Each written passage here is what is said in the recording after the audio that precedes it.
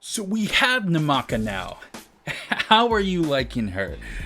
I can tell you that I am enjoying her a ton.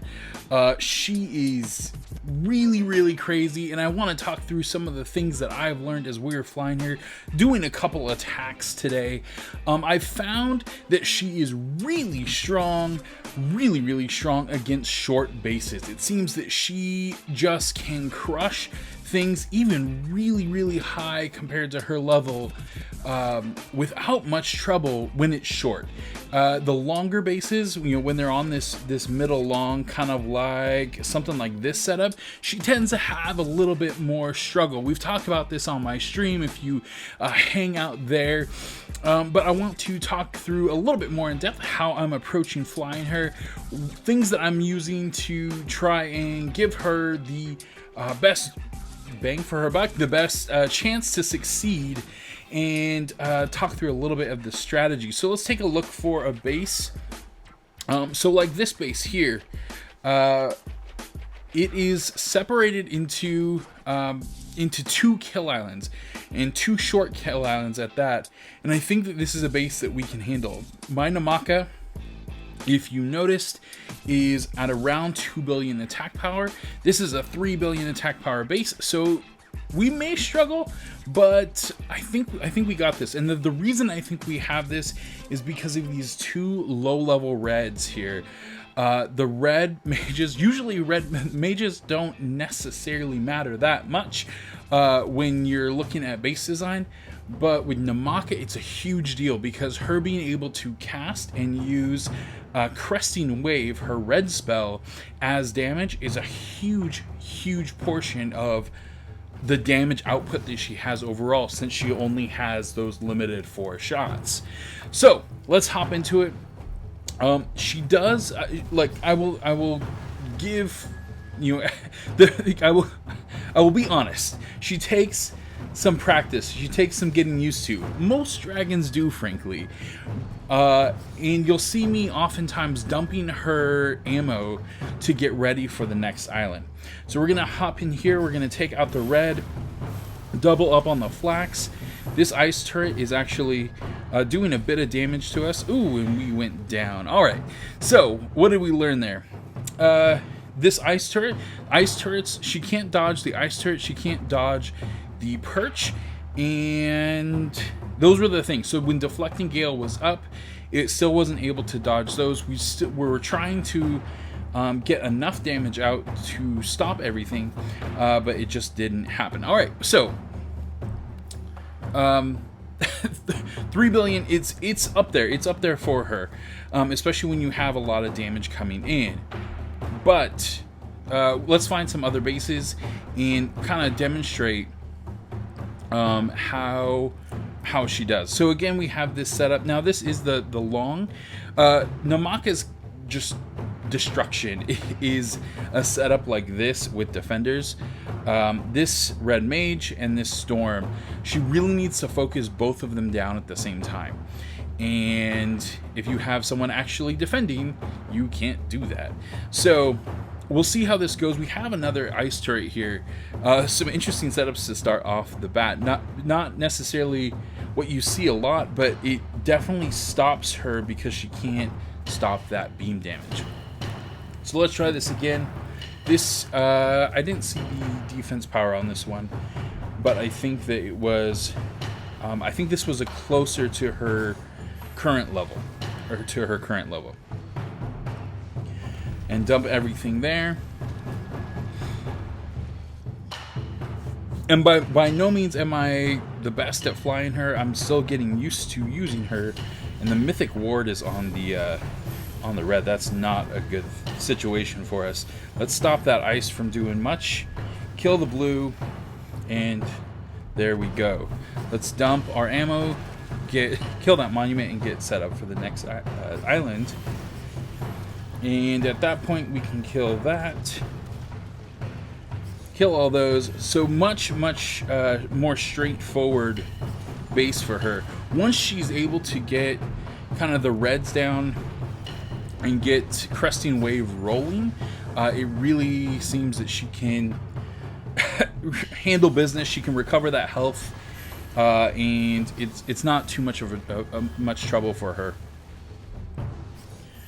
All right, and there you go. I mean, once like I said, once you get that down, once you kind of get through the first initial thing, she's probably going to be healing back up. It really is the burst. It really is all about burst damage, and can you kill her in between the first attack and deflecting gale, and the reload of deflecting gale, and then deflecting gale being done. Like, once deflecting gale is done, that's your chance to kill her, if that makes sense. And if you can't, yeah, then there's a good chance she's going to, once she reloads deflecting gale, I would say 9 times out of 10 it's kind of all over. Here's a 4 billion base. Where's the meat of this base really? It really is in this single kill island. A lot of a strange setup. Let's see how we do against this base. She should do fine. We'll see. The dark flag being in the back, we might actually delay. The red is an 85. If the mythic ward, if this has a mythic on the purge, and the mythic ward happens to go on the red, that is definitely not ideal for us. But we'll have to see how we do. At the end of the day, the ice turrets are a problem, but the fact that they're in front means that we're going to kind of be able to keep them frozen for a bit. So let's get rid of this stuff. I just went ahead and used deflecting gale there. Hopefully that gets back up before we should be close before we get to this island. Though this island's pretty low. We'll use that. Kill the ice. Make sure that we aren't taking too much damage there. And here's the real island. Okay, so red is in the middle. That is the first priority. Freeze. And we're not getting the red down. Not enough. Okay. All right, so not quite enough. We didn't get the red down quick enough. I didn't see where the mythic ward was. I don't think... That's Oni. I don't think it was on the red, but it did go down very slowly. And so it just, again, with the amount of damage coming in, especially with 2 beams, we couldn't handle it. So these beams are really, they really are stopping her in a lot of ways. The ice, the lightnings, and technically the fire super shot. The fire turret super shot. So, now, let me show you one other setup. We've failed once, we've succeeded once, and we've failed twice. Now, both the failures were on bases that are much bigger than hers. On pretty equal level, around her same attack power, she just seems to steamroll the bases for the most part. There really isn't a lot of challenge for her. So a base like, let's see, we can try Yukon's base. Yukon is a good friend. We can see. I'm almost interested to see what we do. She has great gear, obviously, great setup. Those 69s aren't the biggest towers for us to deal with, but again, supplemented by great gear, it might cause us some trouble.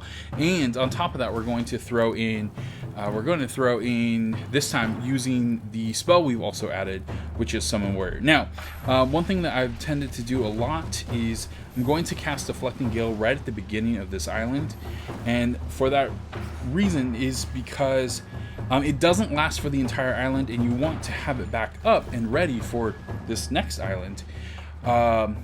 And so I'd rather have, let's do this first.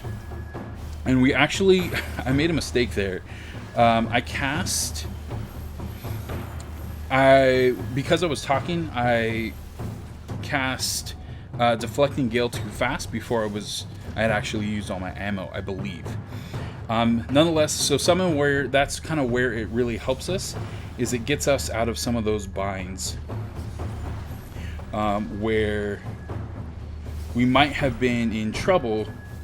It just allows us a couple seconds taking some of the damage and avoiding any issues during those couple moments. Let's get that one, see if we can get this last farm. Not quite there, but I mean, shoot, pretty crazy to finish off the base like that. All we have left is that one farm. So oftentimes when I'm approaching that middle long that has a rage drain along it, I'll cast. I found that casting Deflected Gale at the beginning, letting it kill off the front towers, and then saving my freeze for that last possible mage that would be here or here, just in case that's the one they queue up. Because Deflecting Gale will last up to the front, it will kill everything, and usually right about here, as the dragon comes up to this last island, it will expire, leaving this one tower, these towers on the back, to possibly be able to get off a rage shot and drain me right before I'm going into this island. This also means that because I cast Deflecting Gale over here, it also means that by the time we get to this island, I have it back up and I'm ready to use. Without Deflecting Gale, it really can be a struggle, and you really want to go into each, especially really difficult island, with it up and ready. We'll do one more attack to round out this video, and let's try one more big base. Are we gonna try this one, Fiery River here? Sure, why not? Yeah, sure. So again, we're going to try and, a great gear again, great setup. We're going to try and tackle the red first. We're going to use Summon Warrior this time. So the first couple videos where we died, I wasn't using that on purpose, just to show her kind of natural state. But this one we will use Summon Warrior, and hopefully that will allow us to just mitigate some of the damage in those few seconds while she is waiting for Deflecting Gale to get back up and for her shots to get back up as well.